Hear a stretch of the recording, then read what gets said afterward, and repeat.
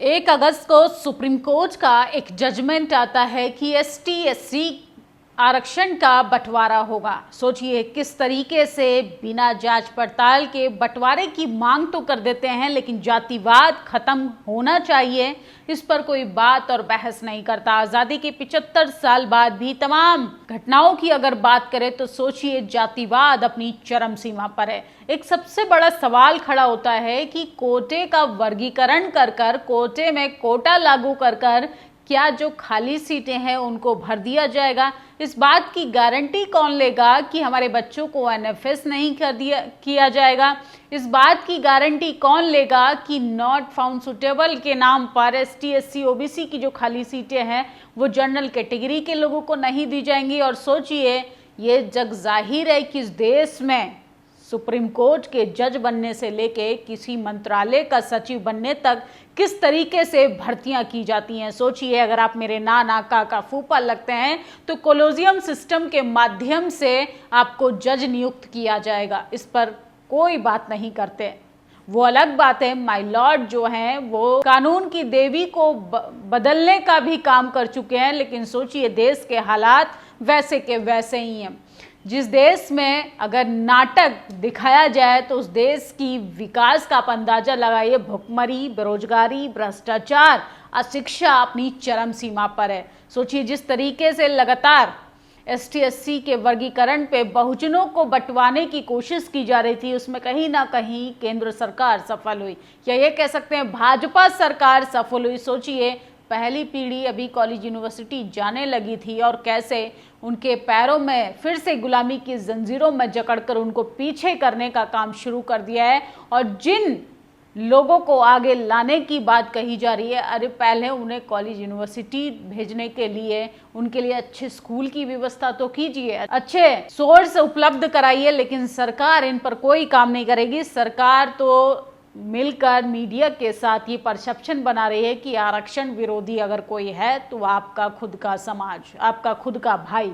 तो सोचिए असली मलाई आपके हक की कौन खा रहा है। हरियाणा चुनाव के बाद सियासी माहौल जो है वो गरमाने लगा है और हरियाणा में कोटे का वर्गीकरण को लागू करने की खबरें हमारे सामने आ रही हैं। सोचिए जिस तरीके से लगातार खाली सीटों को छोड़ा जा रहा था, क्या हरियाणा में तमाम लोगों को एसटी एससी से आने वाले तमाम उन लोगों को नियुक्त किया जाएगा? क्या भाजपा सरकार इस बात की गारंटी देगी कि जिन लोगों को अधिकारों से वंचित रखा जा रहा था, जिनके इंटरव्यू में नंबर काट लिए जाते थे, क्या वो वैसा नहीं होगा? क्या किसी को घोड़ी चढ़ने से अब नहीं रोका जाएगा, मूंछ रखने से अब नहीं रोका जाएगा? सोचिए अब किसी एसटी समाज के व्यक्ति पर पेशाब नहीं किया जाएगा। इन तमाम सवालों के जवाब जो है वो एसटी एससी के लोग चाह रहे हैं। सोचिए किस तरीके से लगातार लोग जो है न्याय की गुहार के लिए दर दर की ठोकरें खाते हैं। तमाम ऐसी खबरें आती हैं। प्रयागराज में जातीय उत्पीड़न का शिकार दलित विकलांग महिला को इसलिए मार दिया जाता है कि वो अपने घर को पक्का मकान बनाना चाहती है। तो इन तमाम खबरों पर कौन बात और कौन बहस करेगा, इस पर सरकार को गंभीरता से भी सोचना चाहिए। बीजेपी के इस रवैये पर बीएसपी सुप्रीमो मायावती लगातार खुलकर वार कर रही थी। यहां तक कि भारतीय जनता पार्टी के खुद के एक कैबिनेट मंत्री चिराग पासवान ने भी कहा कि एसटी एससी के वर्गीकरण के खिलाफ हम लगातार लड़ते रहेंगे, समाज का बंटवारा नहीं होने देंगे। सोचिए आर्थिक आधार पर ईडब्ल्यूएस कोटा लाकर सवर्ण समाज के बच्चों को आर्थिक आधार पर 10% आरक्षण दे दिया जाता है। 15% एससी का जो रिजर्वेशन है उसमें किस तरीके से धांधली कर स्कैम कर आपके रिजर्वेशन को धीरे धीरे कर किस तरीके से खत्म किया जा रहा है, ये सोचने की जरूरत है। हरियाणा की नई भाजपा सरकार द्वारा एसटी समाज के आरक्षण में वर्गीकरण को लागू करने अर्थात आरक्षण कोटे के भीतर कोटा की नई व्यवस्था लागू करने का फैसला दलितों को फिर से बांटने व उन्हें आपस में लड़वाने का षड्यंत्र है।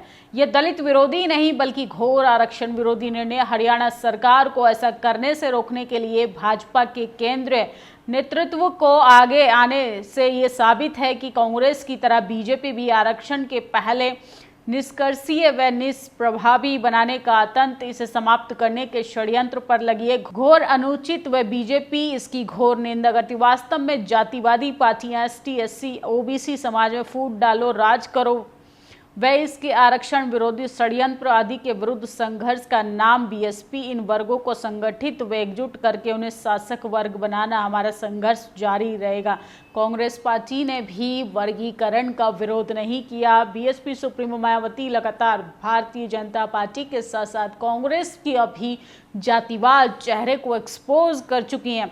सांपनाथ नागनाथ ने दलितों को डस लिया। कर्नाटक, तेलंगाना में कांग्रेस एसटी-एससी लिस्ट का उपवर्गीकरण करके आरक्षण खत्म कर रही है। हरियाणा, महाराष्ट्र में भाजपा एसटी-एससी लिस्ट का उपवर्गीकरण करके आरक्षण खत्म कर रही है। आरक्षण में बंटवारे का फार्मूला तैयार, सामाजिक न्याय समिति की सिफारिशें सौंपी, सियासी चर्चाएं तेज हो चुकी हैं। तो सोचिए कैसे पॉलिटिकल स्टंट के बीच में आरक्षण को धीरे धीरे कर खत्म किया जा रहा है। फर्क साफ है। जम्मू की जनता को उमर अब्दुल्ला ने ओपीएस ओल्ड पेंशन स्कीम का तोहफा दिया, वहीं हरियाणा में मुख्यमंत्री नायाब सैनी ने जनता को एसटी-एससी वर्गीकरण का तोहफा दिया। असल में नायाब सैनी की गलती नहीं है, पूरे केंद्र सरकार की गलती है, मनुवाद विचारधारा की गलती है। कोटे में कोटा कैसे चढ़ रहा है हरियाणा का सियासी पारा, सैनी का नया फैसला किसे सबसे ज्यादा फायदा। मीडिया का मैं चाल चरित्र और चेहरा आपको बता दूं, सोचिए ये बहुजन नेताओं से ही बहुजन विरोधी फैसले सुनवाते हैं, बहुजन विरोधी फैसलों को ऐलान करवाने का काम करते हैं, चाहे आरक्षण का मुद्दा हो, वर्गीकरण को लेकर हो, तमाम ऐसे अधिकारों की बात करें तो ये किस तरीके से आपके सामने आप ही के भाई को खड़ा कर देंगे और उसके खिलाफ षड्यंत्र रचने का काम करेंगे। एसटी-एससी समाज के नेताओं और समाज के जागरूक लोगों को मुर्दा होने का सबूत ये हरियाणा की नई भाजपा सरकार द्वारा एसटी समाज के आरक्षण में उपवर्गीकरण को लागू करना, दलितों को बांटने, आपस में लड़ाने की सोची समझी साजिश है। ये फैसला न केवल दलित विरोधी है बल्कि आरक्षण विरोधी है, संविधान विरोधी भी है। तो सोचिए किस तरीके से संविधान को बचाने वाले संविधान हितैषी आपके आरक्षण पर खामोश हैं और कहते हैं कि हम जातीय जनगणना कराएंगे, संविधान बचाएंगे, हम एसटी-एससी को हक अधिकार दिलाएंगे। वो अलग बात है कि राहुल गांधी भारत जोड़ो न्याय यात्रा करते हैं लेकिन न्याय के लिए वर्गीकरण के मुद्दे पर वो कुछ नहीं कहते।